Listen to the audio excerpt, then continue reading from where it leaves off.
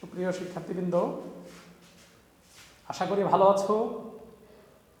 যথারীতি আবারও তোমাদের অষ্টম শ্রেণীর গণিত বিষয়ের একটি ক্লাস নিয়ে উপস্থিত হয়েছি। ষষ্ঠ অধ্যায় থেকে গত ক্লাসে আমি তোমাদের সরল সহসমীকরণের প্রতিস্থাপন পদ্ধতি নিয়ে আলোচনা করেছি। আশা করি তোমরা অঙ্কগুলো করেছো।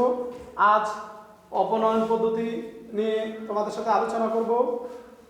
তাহলে আসো, এই অপনয়ন পদ্ধতিতে অঙ্ক করতে হলে আমাদের নিয়মগুলো কি বা কিভাবে করতে হবে, গত ক্লাসে তোমাদেরকে আমি সমীকরণ, সরল সমীকরণ, সরল সহসমীকরণ নিয়ে আলোচনা করেছিলাম। আজ আমি শুধু অঙ্কতে চলে যাই। আশা করি ওগুলো তোমাদের জানা আছে। না জানলে পরবর্তীতে বা ভুলে গেলে এগুলো আমি আবারও শেষের দিকে রিভিউ করার চেষ্টা করব।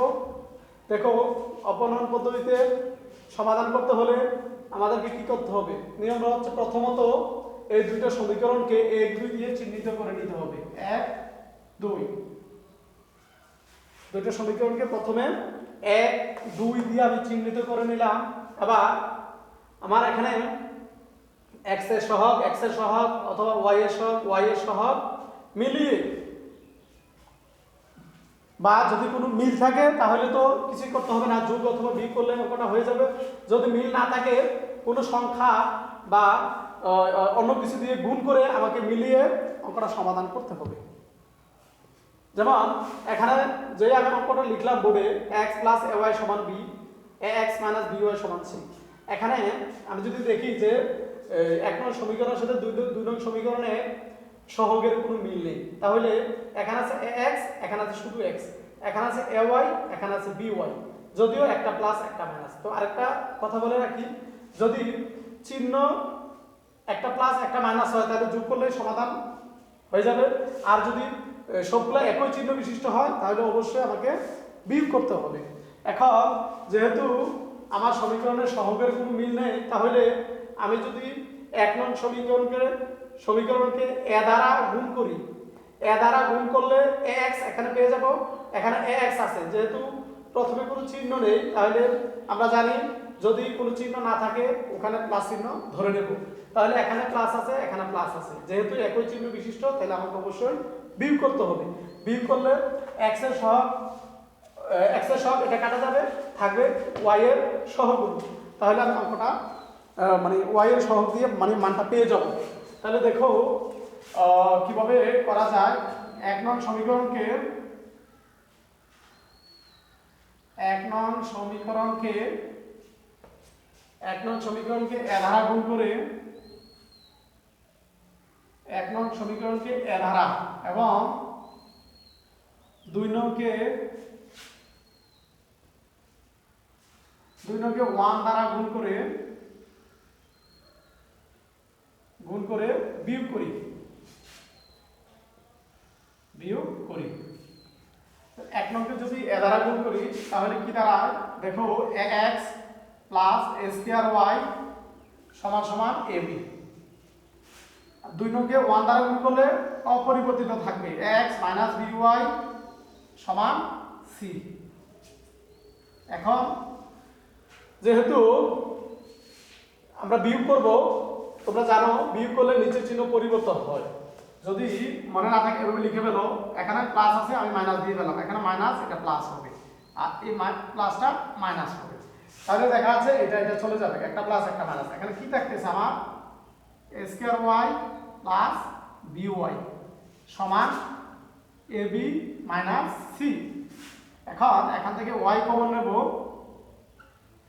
y যদি কমন নেই, a² + b = ab - c, বা y = a² + b দ্বারা উভয়কে ভাগ করে দেব, ab - c a² + b।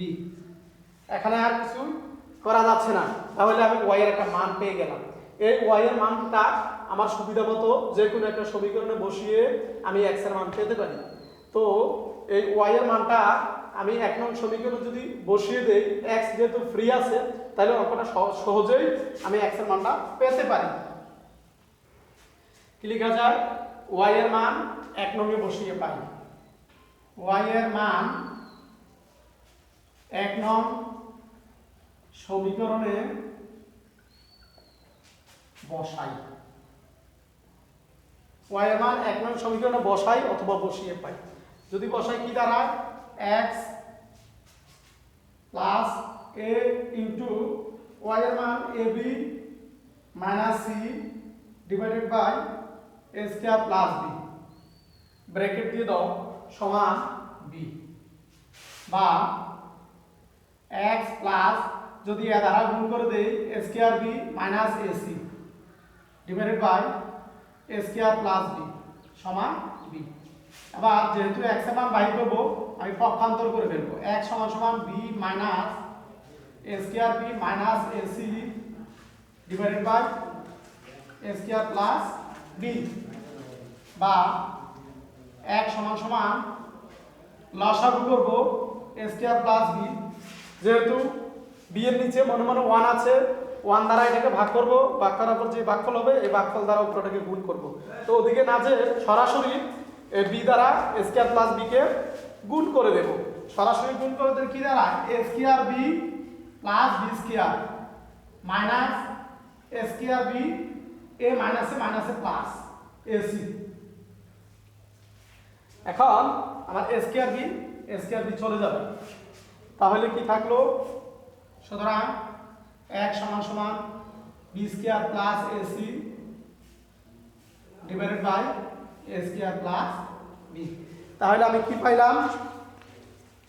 b square plus ac divided by a square plus b, আর এখানে ab minus c divided by a square plus b। তাহলে x এর একটা মান পেয়ে গেলাম, এখানে y এর একটা মান পেয়ে গেলাম। আমার লক্ষ্য ছিল চলক x অথবা y এর মান বাহির করা, আমি দুটি মান পেয়ে গেলাম। তাহলে লিখতে পারি কি? সুতরাং নির্ণয় সমাধান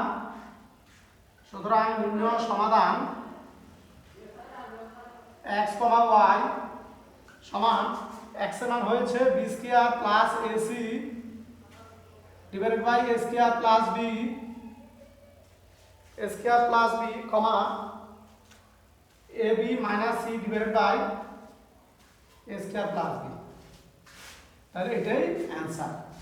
এখন সরল সমীকরণ নিশ্চিত করার জন্য তোমরা শুদ্ধি পরীক্ষা করতে পারো। শুদ্ধি পরীক্ষাটা আমি প্রতিস্থাপন পদ্ধতিতে বলেছিলাম, এই x অথবা y এর মান যদি প্রদত্ত সমীকরণে বসিয়ে দাও, x এর মান এখানে বসাবা, y এর মান এখানে বসাবা, দুইটা ক্যালকুলেশন করবা, ক্যালকুলেশন করার পর দেখবে b আসবে এই পাশে, এটার সাথে মিলে যাবে। ঠিক তদ্রুপ 2 নং সমীকরণও x এর মান বসাবে, y এর মান বসাবে, এটাকে ক্যালকুলেশন করার পর c আসবে, তাহলে সরল সমীকরণ হয়ে যাবে, আমার শুদ্ধি পরীক্ষাও হয়ে যাবে। তাহলে আজকে আমরা অপনয়ন পদ্ধতিতে সমাধান করলাম। আমি আবারও তোমাদেরকে অপনয়ন পদ্ধতির নিয়মটা একটু বলতে চাই, যে দুইটা সমীকরণ দেওয়া থাকবে ওই দুইটা সমীকরণে x এর সহগ অথবা y এর সহগ মেলানোর জন্য তোমাদের সুবিধা মতো সংখ্যা দ্বারা গুণ করে যোগ অথবা বিয়োগ করলে দেখবে x অথবা y এর মান চলে আসবে। এই x অথবা y এর মান আবারও যে কোনো একটা সমীকরণে বসালে অন্য আরেকটা মান চলে আসবে, তাহলে আমার অঙ্কটা সমাধান হয়ে যাবে। আর প্রথমেই তোমাদেরকে বলেছিলাম যে গত ক্লাসে যে ধারণা দিয়েছিলাম সমীকরণ, সরল সমীকরণ, সহজ সমীকরণ, আমি আবারও আজকে যেহেতু এই অধ্যায়টি আমাদের শেষ হয়ে গেছে তোমাদের আরেকটা ধারণা দিয়ে দিতে চাচ্ছি, যে সমীকরণটা হচ্ছে যে চলক, প্রক্রিয়া চিহ্ন এবং সমান চিহ্ন সম্বলিত গাণিতিক বাক্য, এটাই সমীকরণ। আর এই চলকগুলোর ঘাত যদি 1 হয় সেটা হবে সরল সমীকরণ। আর এই দুটো সমীকরণ থেকে x y এর মান বাহির করার পর যদি দুটো সমীকরণ সিদ্ধ হয় তাহলে এটা হবে সরল সহসমীকরণ। আমি আশা করি তোমরা প্রতিস্থাপন এবং অপনয়ন দুইটা পদ্ধতি বুঝেছো। তাহলে তোমাদের বইতে যে অঙ্কগুলো আছে 13 থেকে 26 অপনয়ন পদ্ধতি আর 1 থেকে 12 প্রতিস্থাপন পদ্ধতি, সবগুলো অঙ্ক ভালো করে করবে। এখান থেকে সবসময় একটি পরীক্ষা এসে থাকে। তো যা হোক প্রিয় শিক্ষার্থীরা, আজকে এতটুকু থাকবে। আগামী ক্লাসে অন্য কোনো অধ্যায় নিয়ে আবারও আমরা হাজির, আবারও আমি তোমাদের ক্লাসে হাজির হব। সবাইকে ধন্যবাদ।